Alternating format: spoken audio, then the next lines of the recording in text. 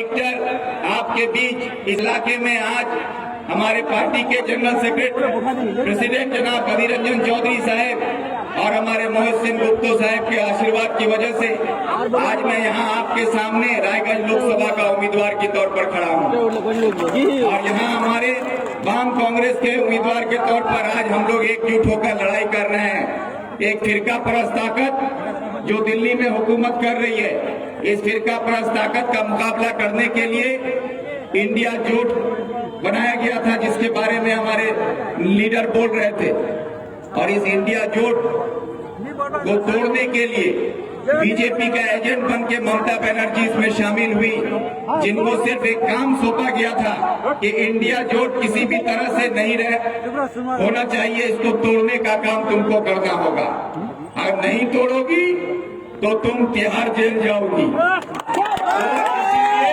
ताकि ममता बनर्जी और उसका भतीजा को तिहाड़ जेल न जाना पड़े, इसीलिए हिंदुस्तान के अवाम के हक में, देश के हक में, संविधान के हक में काम करने का शपथ लेती हुई ममता बनर्जी वो बीजेपी का एजेंट बनकर इस बंगाल में काम कर रही है। ये बात मैं बार बार कहता हूं कि आरएसएस का एजेंट बंगाल में ममता बनर्जी है, जो बीजेपी को मदद करने का काम करती है।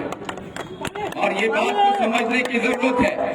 इसलिए आप लोगों के सामने मैं तफसील में उतना नहीं जाते हुए मैं चंद मिसाल आपके सामने रखता हूं कि आज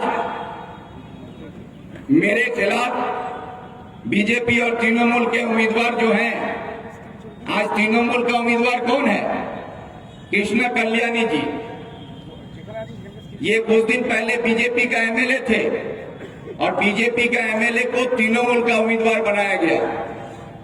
और कार्तिक पॉल जो आज बीजेपी का उम्मीदवार है एमपी का, वो पहले कांग्रेस से जीत के काउंसिलर बने कलियागंज में, फिर चेयरमैन बनने के लिए वो तृणमूल में ज्वाइन किए और आज एमपी बनने के लिए वो बीजेपी में चले आए। तो ये बीजेपी का लड़का तृणमूल का घर में, तृणमूल का लड़का बीजेपी का घर में।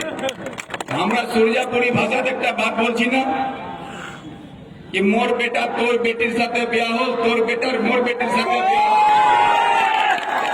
আমরা কি হল ওটা सुरजापुरी भाषा तो गोल्टा गोल्टी।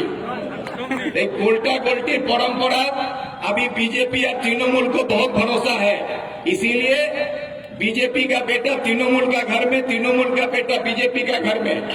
और मोदी और ममता अभी हो गया है समधी और समधन, समधी समधन। और समधी समधन होने के बाद क्या होता है? ये समधी का बेटा और समधन का बेटा लोग क्या हो जाता है? ये उसका सन बाप, ये उसका सन माँ। तो अभी देखिएगा सन बेटा सब घूमता है, आके बोलता है सन माँ वोट दो आओगे, कोई आके बोलेगा सन बापा वोट दो आओगे। तो इस सन बाप और सन माँ का चक्कर में मत पड़िएगा, न समधी और समधन का चक्कर में पड़िएगा।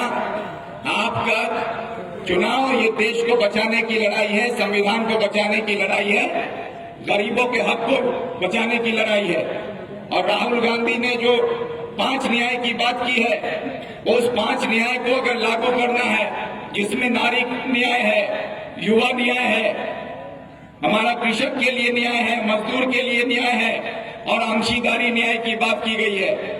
आप लोग माँ बहनों से मैं कहना चाहता हूँ कि आप लोगों को जानकर खुशी होगी कि आज तृणमूल आपको कहता है कि 500 रुपये लक्ष्मी भंडार दिया जाता है। तो 500 रुपये लक्ष्मी भंडार के नाम पर आपको डराया जाता है कि अगर वोट नहीं दोगे तो लक्ष्मी भंडार बंद हो जाएगा। मैं आपसे कहता हूं कि ये दिल्ली का वोट है, ये बंगाल का वोट नहीं है। आपका लक्ष्मी भंडार भी रहेगा और दिल्ली में अगर आप लोगों के दुआ से, आशीर्वाद से इंडिया जोट का सरकार बना, राहुल गांधी का सरकार बना, तो आप लोगों को महीने का 8,500 रुपया दिया जाएगा। 1 लाख रुपया आपको सालाना मिलेगा। एक साल में एक औरत को 1 लाख रुपया साल में मिलेगा। महीने का 8,500 रुपया आपको दिया जाएगा। हमारे नौजवानों के लिए भी राहुल गांधी ने जो न्याय की बात की है कि मोदी सरकार ने 30 लाख नौकरी को बंद करके रखा हुआ है। राहुल गांधी ने कहा है कि अगर हमारी सरकार बनती है तो पढ़े लिखे नौजवानों को 30 लाख रोजगार दिया जाएगा। ये बात राहुल गांधी जी ने कही है। किसानों के लिए आज आप जानते हैं कि हमारे देश में किसान हर घंटे किसान खुदकुशी कर रहा है। नरेंद्र मोदी की सरकार में हिंदुस्तान में सबसे ज्यादा किसानों ने अगर खुदकुशी की है किसी के दौर में, तो वो है नरेंद्र। सड़कों पर उतरता है तो देश के ही किसान को देश के राजधानी में घुसने नहीं दिया जाता है, उनके लिए सड़कों पर कीले ठोक दिया जाता है, तार लगा दिया जाता है ताकि वो दिल्ली ना घुस सके। आज उन्हीं किसानों के लिए राहुल गांधी जी ने कहा है कि हम एमएसपी का कानून बनाकर किसानों के लिए मियाद कही गई है। तो आज ये सारी चीजें जो आज आपके सामने मैं बोल रहा हूं, ये हमारे इंडिया जोड़ को आप ये करते हैं तो वाम कांग्रेस जोड़ मिलकर यहाँ पर आपका उम्मीदवार जो खड़ा किया है, आपका घर का बच्चा विक्टर आपके सामने, आप लोग अगर यहाँ से एक वोट देकर आप लोग जिताकर भेजते हैं तो यकीन मानिए ये 5 न्याय जो लागू होगा वो हमारी माँ बहनों के घर तक पहुँचाने का काम मैं करूंगा, हमारे यहाँ के पढ़े लिखे नौजवानों के लिए काम करूंगा, हमारे किसानों को एमएसपी का कानून से फायदा पहुंचे उसके लिए मैं काम करूंगा। ये वादा आपसे मैं करता हूँ। কারণ আমি এটা বিশ্বাস করি যে গণতন্ত্রে মানুষ তার মত দিয়ে জনপ্রতিনিধি তৈরি করে। নির্বাচন হচ্ছে জনপ্রতিনিধি তৈরি করার জন্য। বাম কংগ্রেসের পক্ষ থেকে জনপ্রতিনিধি হিসাবে আমাকে দাঁড় করানো হয়েছে, কিন্তু বিজেপি এবং তৃণমূল যাদেরকে দাঁড় করিয়েছে তারা বিগত দিনেও প্রমাণ করেছেন তারা জনমত নিয়ে ব্যবসা করেছেন, আর আগামী দিনেও তারা ব্যবসা করার জন্যই রাজনীতিতে এসছেন। তাই আমি বলেছি জনমত দিয়ে মানুষ জনপ্রতিনিধি তৈরি করে, আর এই জনমত দিয়ে ব্যবসাদার তৈরি করা যায় না। তাই আমার লড়াই ব্যবসাদার বনাম জনপ্রতিনিধি হচ্ছে, আর নির্বাচন হচ্ছে জনপ্রতিনিধিদের জন্য। তাই মানুষ জনপ্রতিনিধিকে বাছাই করবে, ব্যবসাদারকে বাছাই করবে না, এটা পরিষ্কার। তাই ব্যবসাদারের বিরুদ্ধে কোনো লড়াই নয় আমাদের। আজকে আপনাদের কাছে আমি একটা প্রশ্ন রাখতে চাই, এই প্রশ্ন রেখে আমার বক্তব্য আপনাদের কাছে আমি শেষ করব। আমার প্রশ্ন হচ্ছে যে আপনারা সবাই জানেন যে কিছুদিন আগে আমাদের বিজেপির প্রার্থী উনি কংগ্রেস থেকে জিতে তৃণমূলে গেছেন, তারপরে আজকে আবার বিজেপিতে যোগদান করেছেন।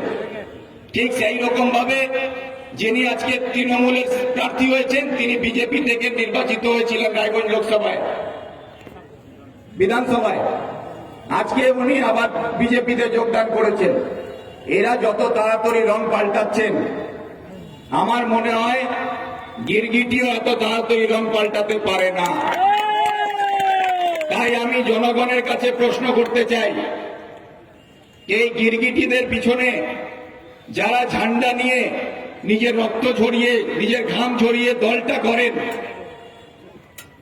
এই গিরগিটিরা যখন রং পাল্টায় তাতে এই গিরগিটিদের কিছু লাভ হচ্ছে, কিন্তু এদের পিছনে যারা ঝান্ডা নিয়ে ঘুরে বেড়াচ্ছেন, সেই তৃণমূলের ঝান্ডা নিয়ে ঘুরুন বা বিজেপির ঝান্ডা নিয়ে ঘুরুন, সেই সাধারণ জনগণরা তার রক্ত ঝরিয়ে ঘাম ঝরিয়ে যখন এই গিরগিটিদের পিছনে সময় নষ্ট করছেন, তারা কি পাচ্ছেন?